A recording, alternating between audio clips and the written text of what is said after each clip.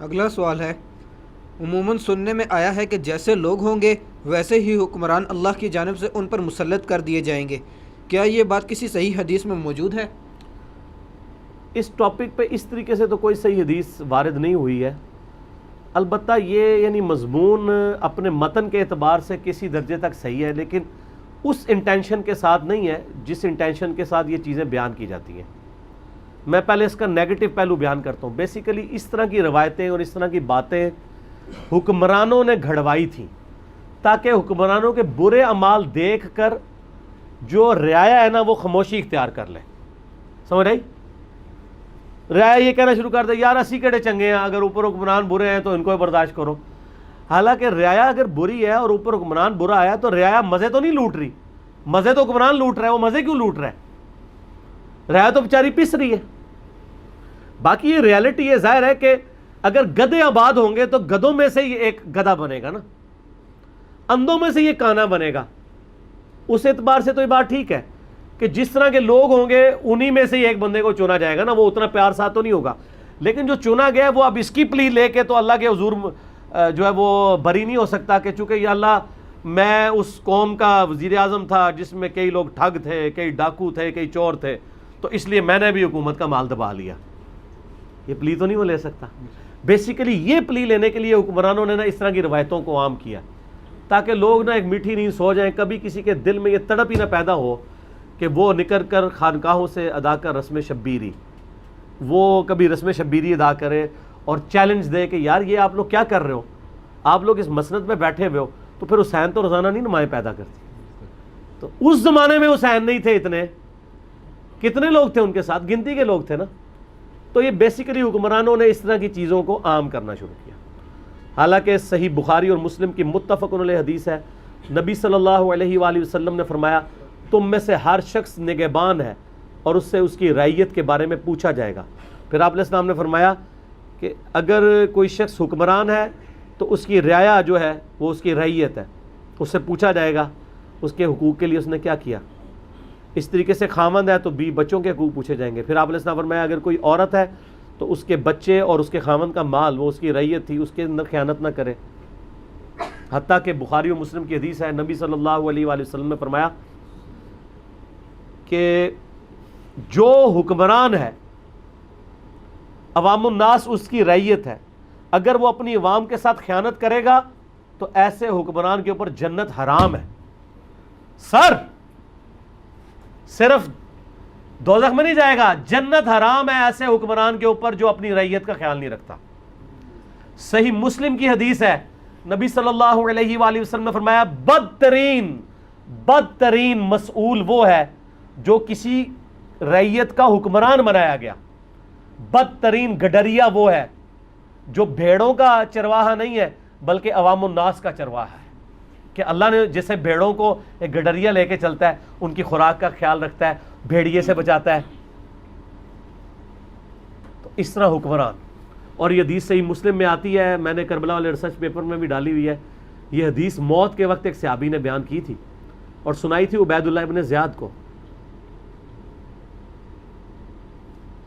کہ نبی صلی اللہ علیہ وآلہ وسلم نے فرمایا تھا کہ بدترین گڈریا وہ ہے جو حکمران گڈریا ہو، اور بڑے پیار سے سمجھائی، اور ان کا مجھے اگر یقین بھی ہو نا کہ میں اس بیماری سے بچ جاؤں گا میں یہ حدیث کبھی بیان نہ کرتا، تو چونکہ اب مجھے پتا ہے میں نے مر ہی جانا ہے تو مرتے مرتے میں یہ حدیث بیان کر رہا ہوں۔ تو یہی تو ہم کہتے ہیں نا، مرتے مرتے ہی لوگ بیان کرتے ہیں نا، وہ تو حسین کا ہی جگر ہے نا جو اپنی جان دینے کے لیے تیار ہو جائے۔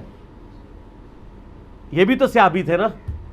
تو عبید اللہ ابن زیاد کو غصہ ہے، اس نے کہا تو محمد کے صاحب کا بھوسا ہے۔ تو انہوں نے کہا بھوسے تو تم لوگ ہو جو بعد میں آئے ہو، محمد کے صاحب میں سے کوئی بھوسا نہیں تھا صلی اللہ علیہ وآلہ وسلم۔ تو میں نے کربلا والے ریسرچ پیپر میں بتایا کہ یہ آل امیہ صرف اہل بیت کے اوپر ظلم نہیں ڈھاتے تھے، یہ صحابہ کے بھی دشمن تھے۔ یہ ساری روایتیں میں نے اس کے اندر شامل کی ہیں۔ تو ان لوگوں نے نا لوگوں کو میٹھی نیند سلانے کے لیے، کیونکہ کربلا ہوئی ہوئی تھی، انہوں نے کہا کوئی اور حسین نہ پیدا ہو جائے، تو لوگوں کو کوئی جس طرح کے حکمران ہیں ان کو ایکسیپٹ کر لو۔ پھر وہ حدیثیں بیان کرنی شروع کر دی کہ حکمرانوں کی اطاعت کرو، حالانکہ وہ پورے کانٹیکسٹ کے ساتھ ہے، جس کی حکمرانی کنسنسس کے ساتھ ہو، جو تلوار کی زور کے اوپر مسلط ہوا ہے اس کو تو حکمران اسلام مانتا ہی نہیں ہے، ٹھیک ہے۔ تو اس طرح کی حدیثوں کو یہ کہنا اور اس کی پلی لے کے حکمران اپنی بدماشیوں کی پلی لے کہ جی چونکہ پاکستانی عوام بھی 2 نمبر ہے تو وزیر اعظم اگر 2 نمبر ہوا تو کیا ہوا، یہی کہتے ہیں نا. اس سے وہ لوگ نہیں بچیں گے، اس لیے کہ وہ مسئول بنائے گئے ہیں، عوام مسئول نہیں ہے. چوپڑیاں نالے دو. یہ اذان اثر ہو رہی ہے، باقی انشاءاللہ اذان اثر کے وقفے کے بعد انشاءاللہ. بسم اللہ والحمد للہ والصلاة والسلام علی رسول اللہ وعلی آلہ واصحابہ اجمعین الی یوم الدین. الحمدللہ آج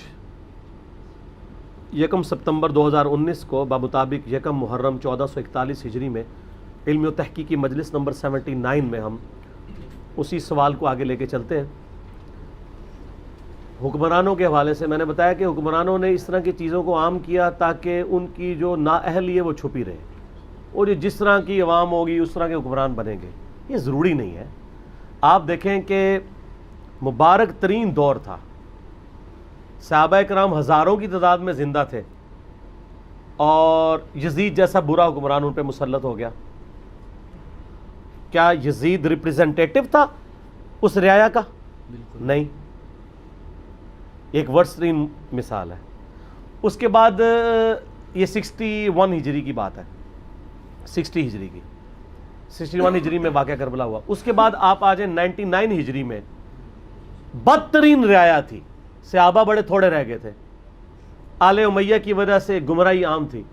اللہ تعالیٰ نے عمر بن عبد العزیز جیسا مسلمانوں کو خلیفہ دے دیا. تو جیسی رعایا تھی کیا خلیفہ ویسے ہی تھا؟ رعایا نے تو ظلم توڑے ہوئے تھے، آل امیہ کی حکومت تھی.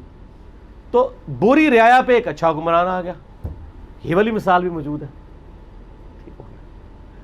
تو 2 مثالیں تو میں نے آپ کو دیں کہ رعایا بڑی اچھی اور حکمران اوپر برا آ گیا، اور دوسری طرف رعایا بری حکمران اوپر اچھا آ گیا. اب یہ ہے کہ رعایا بھی اچھی اور حکمران بھی اچھے، اس کی نمائندہ مثال جو ہے وہ خلفائے راشدین ہے.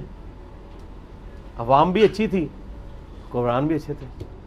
پھر ایک اور مثال آئی ہے کہ حکمران تو اچھا تھا اور رعایا بھی اچھی تھی، پھر بھی معاملات مس ہینڈل ہو گئے. کیوں ہو گئے مس ہینڈل؟ اس وجہ سے کہ ایسے لوگ بیچ میں گھس جاتے ہیں جو معاملات کو مس ہینڈل کر دیتے ہیں. وہ سیدنا علی سے کسی نے پوچھا نا کہ حضرت ابوبکر عمر جب تک تھے تو اتنے فتنے نہیں تھے، آپ کے دور میں فتنے. تو انہوں نے کہا ابوبکر عمر کی رعایا ہم تھے اور میری رعایا تم ہو. ٹھیک ہے، تو یہ فٹ ان بیٹھتا ہے. وہ خلافت محفوظہ تھیں، سیدنا عثمان اور سیدنا علی کی خلافتیں مفتونہ ہیں، فتنوں کا دور ہے. یہ نہیں کہ یہ معاذ اللہ کوئی برے تھے، یعنی دور ایک فتنوں کا شروع کیا. تو حکمرانوں نے اس طرح کی پٹیاں پڑھائیں. حالانکہ اسلام بڑا اسٹرکٹ ہے اس معاملے میں. بخاری اور مسلم دونوں میں حدیث ہے، نبی صلی اللہ علیہ وآلہ وسلم نے فرمایا، اور اس کے راوی بھی سیدنا علی ابن ابی طالب ہے، کہ نبی صلی اللہ علیہ وآلہ وسلم نے فرمایا اللہ کی اطاعت میں مخلوق کی اطاعت اس کی نافرمانی میں نہیں کی جا سکتی. اللہ کی نافرمانی اگر کوئی کہہ رہا ہے نا کرو، اللہ کی اطاعت کے اندر مخلوق کی اطاعت نہیں ہوگی، اس حوالے سے کہ مخلوق ہے کہ آپ اللہ کے خلاف چلو. اللہ کی اطاعت کے اندر اندر مخلوق کی اطاعت کی جائے گی. اگر وہ نافرمانی کا کہے گا نافرمانی نہیں کی جائے گی. پھر وہ بڑی حدیث مشہور ہے بخاری اور مسلم میں، نبی صلی اللہ علیہ وآلہ وسلم نے ارشاد فرمایا کہ جس نے میرے بنائے ہوئے امیر کی اطاعت کی اس نے میری اطاعت کی، اور جس نے میری اطاعت کی اس نے اللہ کی اطاعت کی. اسی حدیث کی پلی لی ایک صحابی نے، وہ بھی بخاری اور مسلم میں واقع ہے. ایک سفر کے دوران نبی علیہ السلام نے کوئی ایک قافلہ روانہ کیا، اس پہ ایک شخص کو امیر بنایا.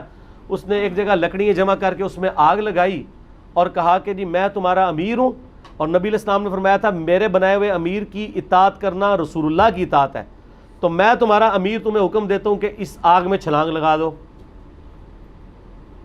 مقلد ہوتا تو شاید لگا ہی دیتے، ویسے مقلد بھی نہ لگاتے، جان صاحب کو پیاری ہے. اور وہاں تقلید کس کی ہو رہی تھی؟ صحابی کی، کسی امام کی نہیں. تو باقی صاحب نے کہا کہ ٹھیک ہے ہم آپ کی اطاعت کریں گے، لیکن یہ تو اللہ کی نافرمانی ہے کہ ہم خودکشی کریں. آگ میں ڈالیں گے تو وہ تو بزرگوں پہ آگ ٹھنڈی ہوتی ہے نا، صحابہ پہ تو نہیں ہوتی نا، سمجھا کرو نا. ہائے نہ لال چوبے مارا گا تاکہ تھوڑے دماغ کھولن. وہ بزرگوں پہ آگ ٹھنڈی ہوتی. وہ ابراہیم علیہ السلام کا ایک ہی معجزہ ہے, اس کے بعد نہیں آگے ٹھنڈی ہوئی ہیں. صحابہ کرام کو تو تیل کے کڑاؤں میں جلایا گیا, لاشوں کے مسلے ہوئے ہیں, وہ ایک ہی معجزہ تھا. یہاں تو ہر بات کو کہتے ہیں جناب نگاہ ماری تو کر دیا, کچھ بھی نہیں. نگاہ مار کے یوٹیوب پہ نبی علیہ السلام کی گستاخانہ ویڈیوز ڈیلیٹ کروائے نا کوئی بزرگ, اس کو تو بزرگوں کو تو یوٹیوب استعمال کرنے بھی نہیں آتی, ڈیلیٹ کہاں سے کرانا ہے. تو بس اس طریقے سے باتیں چل رہی. تو وہ جب صحابہ نے مخالفت کی, نبی علیہ السلام کے پاس واپسی پہ شکایت پہنچی, تو آپ صلی اللہ علیہ وآلہ وسلم نے فرمایا اگر تم لوگ اس آگ میں کود جاتے تو دوزخ کی آگ میں جا کے نکلتے ہیں, کہ اپنی مرضی سے خودکشی کر رہے ہو.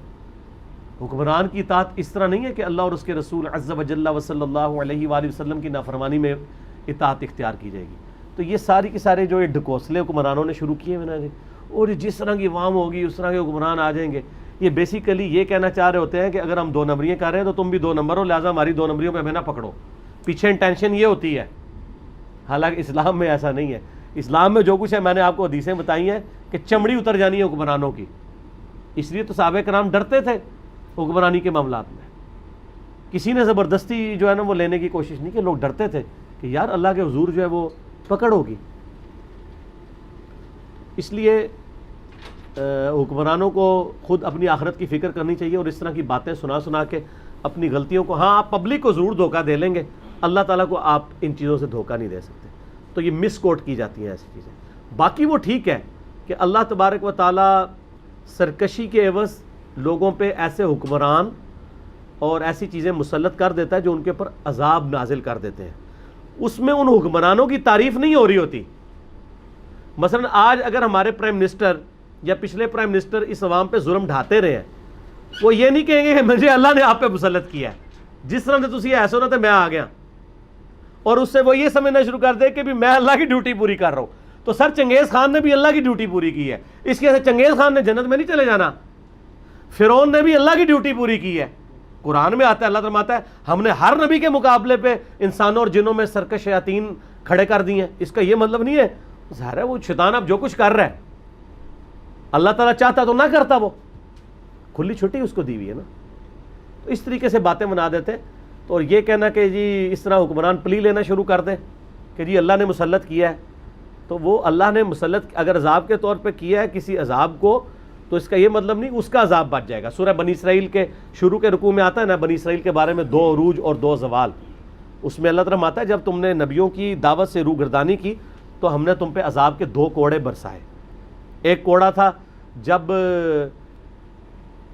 نبوکڈ نظر کا حملہ ہوا یہودیوں کے اوپر, اور اس نے 1,33,000 یہودی ایک دن میں قتل کیے, اور اتنوں کو ہی وہ قیدی بنا کے عراق لے گیا. اور پھر 70 عیسوی کے اندر دوسرا کوڑا جب ٹائٹس نے حملہ کیا اور اس نے یروشلم کی اینٹ سے اینٹ بجا دی, صرف ایک دیوار بچی تھی جو آج تک وہ ویلنگ وار جس کے سامنے وہ گریا کر رہے ہوتے ہیں ایسے. یہ ہیکل سلمانی ٹائٹس نے توڑا تھا نبی علیہ السلام کی وفات سے 500 سال پہلے 70 عیسوی میں. آپ کی وفات جو ہے وہ 571 میں ہوئی ہے نا. تو وہ قرآن پاک میں اللہ تعالیٰ ماتا ہے ہم نے اپنے سخت لڑائی لڑنے والے بندے تم پہ مسلط کر دیے تاکہ تمہارے چہروں کو بگاڑ دیں اور بیت المقدس کی اینٹ سے اینٹ بجا دیں. اب ان کافروں کو اللہ اپنے بندے کہہ رہا ہے, اور اللہ فرما رہا ہے یہ ہم نے عذاب تم پہ مسلط کیا. اس کا قطعاً یہ مقصد نہیں ہے کہ وہ کافر جنت میں جائیں گے, اللہ ان کو ذریعہ بناتا ہے. مسلمانوں کے ساتھ بھی یہی کچھ ہوا ہے. میرا مسئلہ 127 ہے اسی پہ ہے کہ مسلمانوں پہ بھی 2 عذاب کے کوڑے پڑے ہیں. بنی اسرائیل پہ بھی پہلا جو ہے وہ مشرق کی طرف سے پڑا تھا نیبوکڈ نظر کا, اور دوسرا جو ہے وہ مغرب کی طرف سے ٹائٹس کا. مسلمانوں پہ بھی پہلا عذاب کا کوڑا جو برسا ہے وہ چنگیز خان مشرق سے, اور بعد میں برٹش مغرب سے وہ مسلمانوں پہ حکمران. سیم وہی چیز ریپیٹ ہوئی ہے یہاں پہ بھی. لیکن اب یہ کہیں گے کہ چنگیز خان نے اللہ کی ڈیوٹی پوری کی ہے اس لیے وہ جنتی ہے, نہیں. تو لہٰذا آج کے حکمران بھی اگر عوام کے ساتھ ظلم کر رہے ہیں اور وہ یہ پلی لے رہے ہیں کہ جی ہم چونکہ عوام الناس پہ اللہ نے ہمیں مسلط کیا ہے, جیسی عوام ہے ویسے ہی حکمران ہوں گے, تو اس کی وجہ سے وہ بچ جائیں گے, نہ چمڑی اتر جائے گی. ٹھیک ہو گیا, ساڑھے کل تو ہی گلا ہے. ٹھیک ہو گیا.